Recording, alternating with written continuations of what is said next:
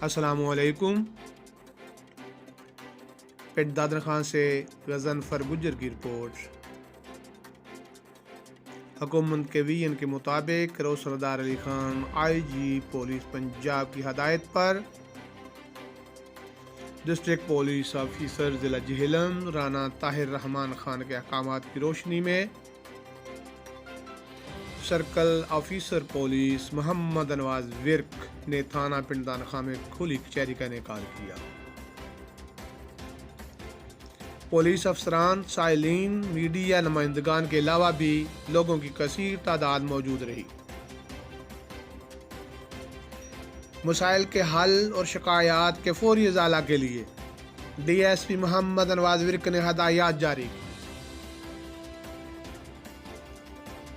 اس موقع پر محمد involves D ایس پی نے کہا، کھلی کچہری پولیس اور عوام میں قریبی رابطہ کا بہترین طریقہ کار ہے۔